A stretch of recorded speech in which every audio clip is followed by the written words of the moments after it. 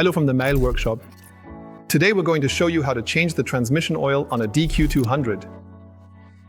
This transmission is equipped with a dry dual clutch and was used in vehicles with smaller engine displacements to drive more efficiently, meaning to save fuel. That was the idea behind it. We've received some questions from you, and today we want to address them. Point 1. Do you even need to change the transmission oil with a dry clutch?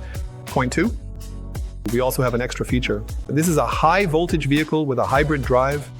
What do we need to pay attention to here? And for point 3, there are a few things that are a bit tricky with this transmission. And for that, we have our high voltage expert, Michael, with us. He will answer all these questions. Michael, what do I need to do to even get such a vehicle onto the lift? So the Michael who wants to work on the car needs to have a special qualification in the field of high voltage. These are specified by the DGUV and we have to comply with them. If I have the qualification, I am allowed to work on the vehicle without any problems. As long as I follow the regulations, for example, cordoning off the area and, very importantly, ensuring safety.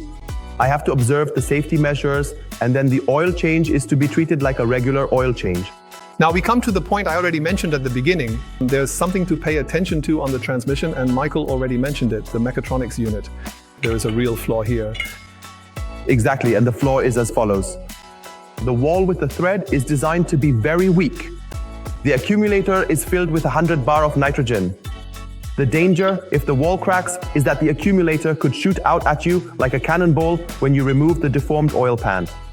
That's why Volkswagen says if the oil pan is deformed, the accumulator is probably no longer in position. Then the instruction is completely replace it with a specialist.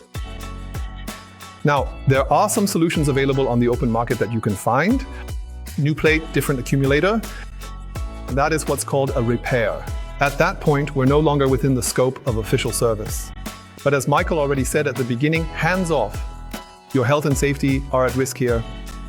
Volkswagen has not provided any data on this topic. That means they haven't specified any interval. So why do we still have an oil change? It's quite simple. This transmission also wears out its oil, and this oil also contains additives that get depleted.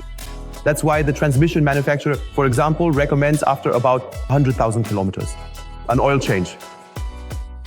The oil is here 2 liters. I'd say let's go ahead and change the oil now. The next step, draining the oil. When draining the oil, make sure that you collect the oil because exactly 1.7 liters need to go back in. And since there is no inspection screw, the amount you collect is very important for us.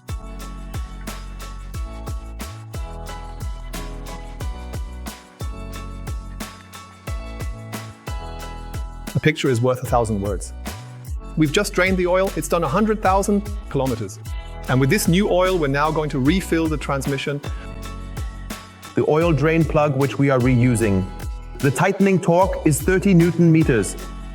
Once that's done, we can fill the oil from the top.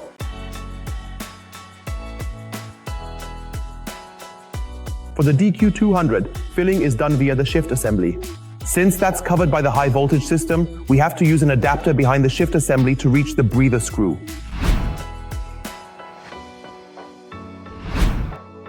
After filling, put the cover cap on the breather screw, and with that, the job is done. Final touch. Start the engine, shift through all the gears once so the solenoid valves are activated. Then we'll take it for a test drive. I hope this was helpful for you. See you next time.